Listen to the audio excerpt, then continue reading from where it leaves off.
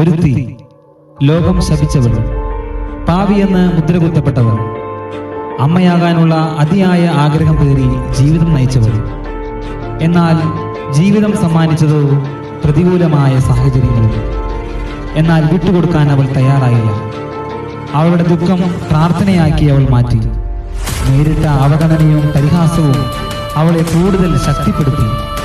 മാലാഖയോട് മല്ലിട്ട യാക്കോബിനെ പോലെ പുത്രലബ്ധിക്കായി അവൾ ദൈവത്തോട് മല്ലിടുന്നു. ഈ നീറുന്ന വേദനകളെ ദൈവത്തിന് സമർപ്പിച്ച് അനുഗ്രഹം പ്രാപിച്ച ഒരു കാത്തിരിപ്പിന്റെ കഥ ഞങ്ങൾ സമർപ്പിക്കുന്നു. കാത്തിരിപ്പ്.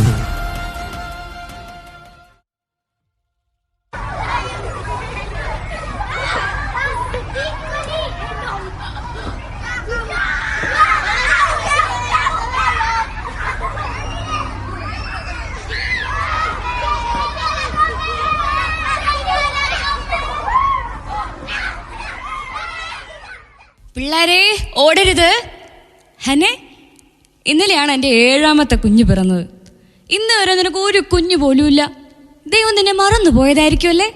അല്ലെങ്കിൽ നിനക്ക് അമ്മയാവാൻ യോഗ്യതയില്ല എന്ന് തോന്നുന്നു. ദൈവം ഉറങ്ങില്ല പെണ്ണിനെ. അവന്റെ പദ്ധതി താമസിക്കും, പക്ഷെ ഒരിക്കലും എന്നെ മറക്കില്ല. നീ പ്രാർത്ഥിക്കുന്നുണ്ട്, എന്നാലും നിനക്ക് ലഭിക്കുന്നത് നിരാശ മാത്രം. ഷീലോയ്ക്ക് പോയാൽ ഞാൻ കൊച്ചുങ്ങളെ എടുത്തിട്ട് പോവും.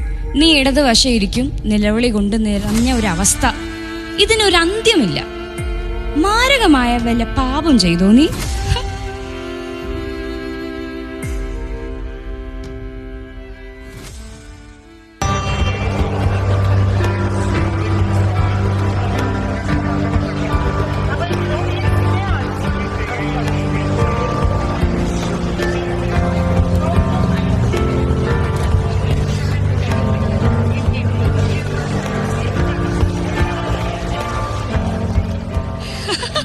ഇവളെ നോക്ക്, ഒരു ദൈവം, ഒരു പ്രാർത്ഥന, ഇത് തന്നെ എപ്പോഴും. പക്ഷെ ഒരു കാര്യമില്ല. അവളുടെ പാവങ്ങൾ കാരണം ദൈവം അവളുടെ പ്രാർത്ഥന കേൾക്കാത്തതാണ്. എന്നെ കണ്ടോ, ഇപ്പൊ ഞാൻ 7 പ്രസവിച്ചു. മനസ്സ് നന്നായ മതിയെന്നേ.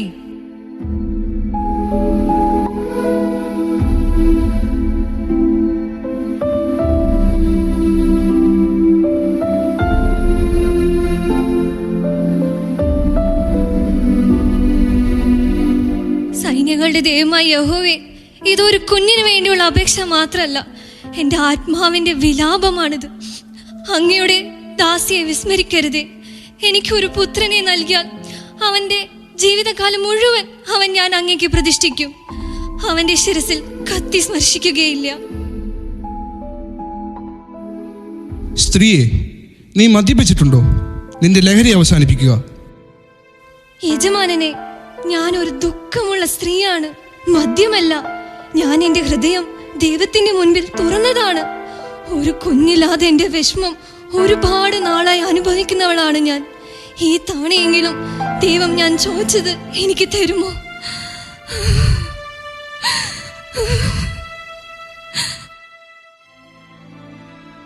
സമാധാനമായി പോകുക. ഇസ്രായേലിന്റെ ദൈവം നിന്റെ പ്രാർത്ഥന സാധിച്ചു തരട്ടെ. ഈ ദാസിക്ക് അങ്ങയുടെ കൃപ ഉണ്ടാകട്ടെ.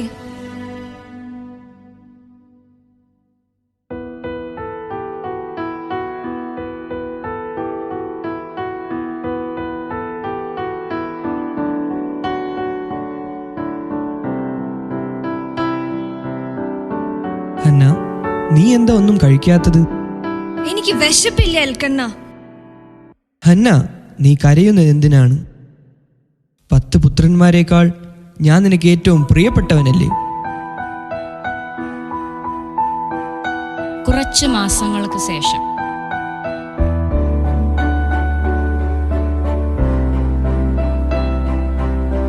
എൽക്കണ്ണ, ഞാൻ ഗർഭിണിയായി. ഹന്ന, കർത്താവിന്റെ കാരുണ്യം നമ്മുടെ നിരാശ മാറ്റിയിരിക്കുന്നു.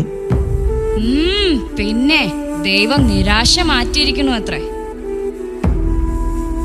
ദൈവം എന്റെ കാത്തിരിപ്പിന് ഉത്തരമായി ജീവൻ തന്നിരിക്കുന്നു. ഞാൻ കഷ്ടത്തിലല്ല, കാരുണ്യത്തിൽ ജീവിക്കും.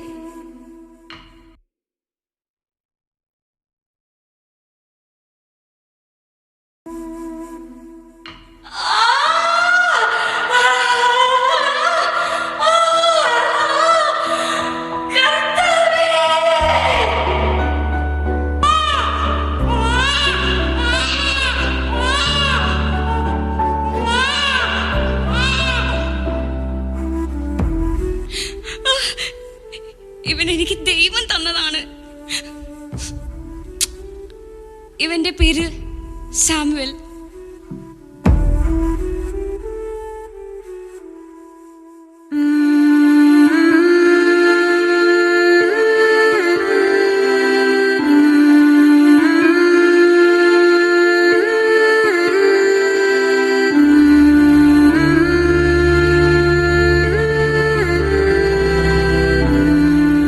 യജമാനനെ, എന്നെ ഓർമ്മയുണ്ടോ?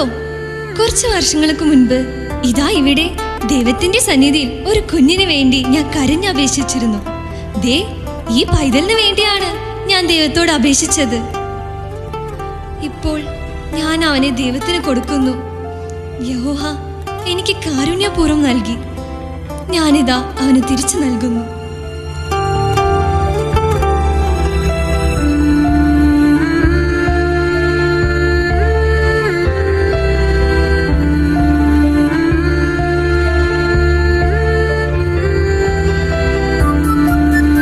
ഇത് തൻ്റെ അവകാശത്തിനായി വാദിച്ച ഒരു സ്ത്രീയുടെ കഥയല്ല, ഒരു വിശ്വാസിയുടെ ജീവിതയാത്രയാണ്. ഹന്ന ആഗോള സ്ത്രീകളെ പ്രതിനിധീകരിക്കുന്ന ഒരു ദൈവഭക്തയാണ്. അവൾ നമ്മുടെ അമ്മയാകാം, സഹോദരിയാകാം, ഒറ്റപ്പെട്ട് ആരാളും ശ്രദ്ധിക്കപ്പെടാതെ പോയ ഒരു കൂട്ടം സ്ത്രീകളുടെ പ്രതിനിധിയാകാം. എന്നാൽ വിശ്വാസത്തോടെ, ആഗ്രഹത്തോടെ ചോദിക്കുന്ന കാര്യങ്ങൾ ദൈവഹിതമെങ്കിൽ അത് സംഭവിക്കുമെന്ന് ഈ അവതരണം നമ്മെ ഓർമ്മപ്പെടുത്തുന്നു. പത്രോസിൻ്റെ 1-ാം ലേഖനത്തിൻ്റെ 5-ാം അധ്യായത്തിൻ്റെ 6-ാം വാക്യം ഇത് നമ്മെ ഓർമ്മപ്പെടുത്തുന്നു.